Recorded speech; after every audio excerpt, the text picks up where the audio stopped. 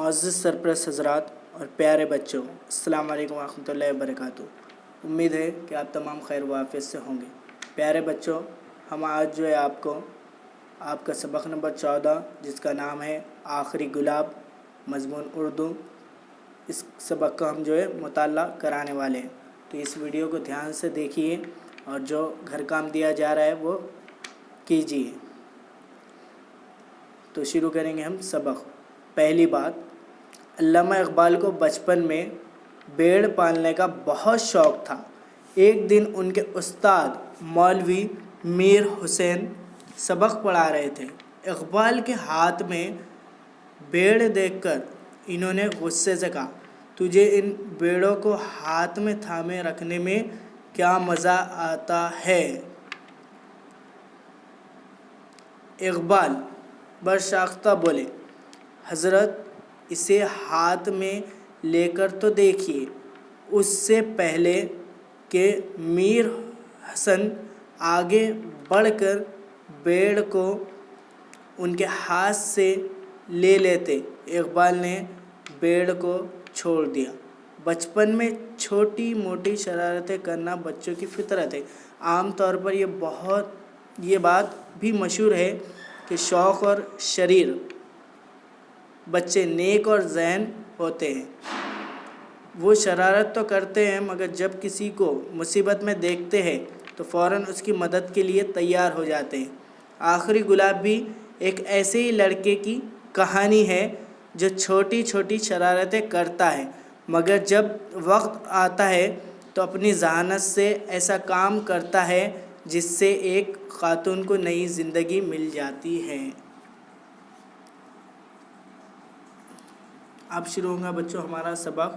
جیسا کہ علامہ اقبال کے بارے میں ایک چھوٹے سے جو ہے کہانی کے طور پہ بتایا گیا تھا، جس میں یہ بتایا گیا ہے کہ وہ جو ہے بچپن میں تھوڑی سی شرارت کرتے تھے۔ ویسے اکثر جو ہے بچے تھوڑی شرارت کرتے ہیں، لیکن یہ ضروری نہیں ہے کہ بچے جو شرارت کر رہے ہیں وہ شریری ہو۔ اصل میں جو ہے جب مدد کرنے کی بات آتی ہے کسی کی تو مدد کے لیے بھی اٹھ کھڑے ہوتے ہیں بچے اکثر۔ تو یہ سبق جو ہے اسی پر ریلیٹڈ ہے، اسی سے تعلق رکھتا ہے کہ کس طرح سے یہ بچہ جو ہے اوچین ہے، شرارتی ہے، لیکن جو ہے دوسروں کی مدد کرتا ہے۔ تو ہم یہ سبق دیکھیں گے۔ یوں تو ایاز چہرے سے نہایت معصوم نظر آتا تھا مگر تھا شرارت کا پتلا۔ ایک بچہ ہے جس کا نام ہے ایاز، جو کہ چہرے سے معصوم دکھتا ہے، بہت معصوم دکھتا ہے، لیکن کیسا تھا؟ وہ شرارتی تھا۔ کبھی کسی پڑوسی کے دروازے پر دستک دے کر بھاگ جاتا، کبھی کسی راہ چلتے شخص کو پکار کر چھپ جاتا۔ یعنی کیا کرتا تھا وہ بچہ؟ کبھی جو ہے کسی کے پڑوسی کے گھر پہ جانا، باہر سے جو ہے دروازے کو دستک دینا، اور باہر جب کوئی آئے دیکھنے کے لیے کہ کون آئے ہیں تو تب بھاگ جانا۔ اس طرح سے وہ جو ہے ستایا کرتا تھا۔ غرض اپنی نئی نئی شرارتوں سے سب کو تنگ کرنا اس کا محبوب مشغلہ تھا۔ یعنی کہ ہر روز الگ الگ نئی نئی شرارتیں کرتا تھا اور روزانہ جو ہے پڑوسیوں کو، اطراف کے لوگوں کو ستایا کرتا تھا۔ خاص طور پر پڑوس میں رہنے والی نصیبہ دادی کو۔ اب ایاز کے ایک پڑوسی تھے جن کا نام تھا نصیبہ دادی، یعنی ایک بزرگ تھے جن کا نام تھا نصیبہ، جن کو جو ہے وہ اکثر پریشان کرتا تھا۔ چھٹیوں میں کبھی ان کی چھت پر پتنگ بازی کرتا تو کبھی ان کے آنگن میں درختوں پر چڑھ کر کیریا اور امرود توڑتا۔ یعنی کیا کرتا تھا؟ جب اسے چھٹی رہتی تھی اسکول میں، جیسا آپ کو سنڈے کے دن چھٹی رہتی، ویسے اس کو جب چھٹی رہتی تھی یا پھر گرما کے وغیرہ کے چھٹیاں لگتے تھے، تب وہ کیا کرتا تھا؟ نصیبہ دادی کے جو ہے چھت پر چڑھ جاتا تھا اور وہاں چڑھ کے جو ہے پتنگ بازی یعنی پتنگ اڑایا کرتا تھا، اور کبھی جو ہے ان کے درختوں پر چڑھ کے امرود توڑا کرتا تھا، کبھی جو ہے کیری توڑا کرتا تھا۔ جب نصیبہ دادی ڈنڈا لے کر بڑبڑاتی لڑکھڑاتی ہوئی پیچھے دوڑتی تو انہیں ٹھینگا دکھا کر بھاگ جاتا۔ یعنی کیا کرتا تھا یاز؟ جب نصیبہ دادی سمجھو پریشان ہو جاتی تھی کہ بچہ جو ہے درختوں پر چڑھا، امرود توڑا اور کیا بولیں گے کیریا توڑا، تو دادی جان جو تھی یہاں پر نصیبہ دادی، وہ کیا کرتی تھی، ڈنڈا لے کر جو ہے اس کے پیچھے لگتی تھی مارتے ہوئے.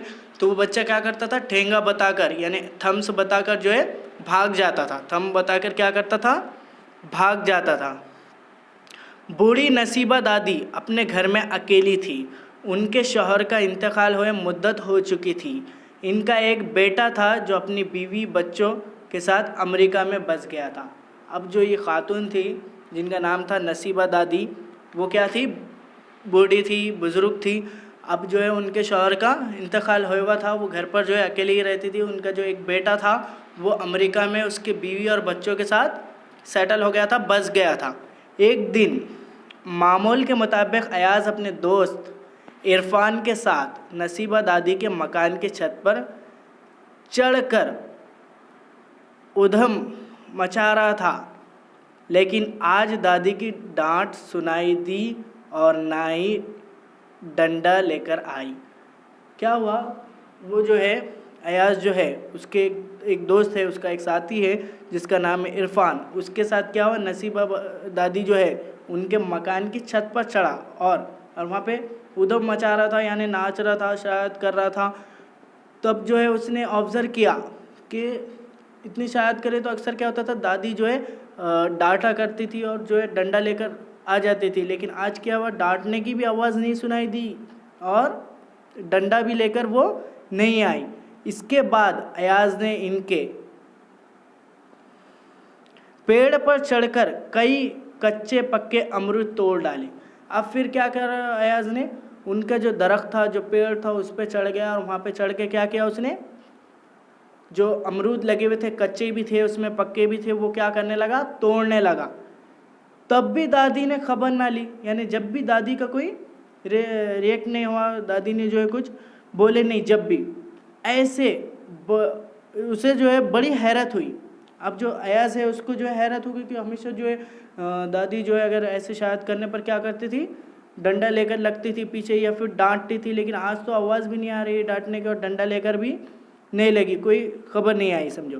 ایسے بڑی حیرت ہوئی اسے، جو ہے بڑی حیرت ہوئی، وہ چونک گیا. اچانک اس کی نظر صدر دروازے کی طرف اٹھ گئی. صدر دروازہ یعنی کہ مین گیٹ جسے بولتے ہیں، اسے اردو میں صدر دروازہ کہتے ہیں. یعنی ایک دم جو بڑا دروازہ رہتا ہے اس کو جو ہے صدر دروازہ کہتے ہیں، جس سے اکثر لوگ آیا جایا کرتے ہیں. تو صدر دروازے کی طرف اٹھ گئی جہاں صبح کا اخبار اور دودھ کی بوتل جو کہ تو رکھی ہوئی تھی. یعنی جو صدر دروازہ ہے اس کے پاس جو ہے صبح کا جو اخبار ہے جو دادی پڑھا کرتی تھی، وہ اخبار اور دودھ کی جو ہے بوتل، یعنی دودھ والے نے جو ہے صدر دروازے پر جو دودھ رکھ کے گیا تھا تو صبح سے وہیں وہ پڑی ہوئی تھی، وہیں جو ہے رکھی ہوئی تھی یہ دونوں چیزیں. اسے خیال آیا دادی کہیں باہر تو نہیں گئی، مگر باہر جاتی تو صدر دروازے پر قفل پڑا ہوتا، یعنی لاک لگا ہوا رہتا تھا. اب ایاز نے سوچا کہ وہ جو ہے دادی جان ہے وہ کہیں باہر تو نہیں گئی، اگر باہر جاتی تو صدر دروازے کو جو ہے لاک کر کے جاتی تھی، یعنی بند کر کے تالا لگا کر، قفل کو جو ہے اس کے معنی ہوں گے تالا لگا کر جاتی تھی. تو پھر یقیناً کچھ گڑبڑ ہے. اب ایاز نے کیا سوچا، تو یقیناً کچھ گڑبڑ ہے.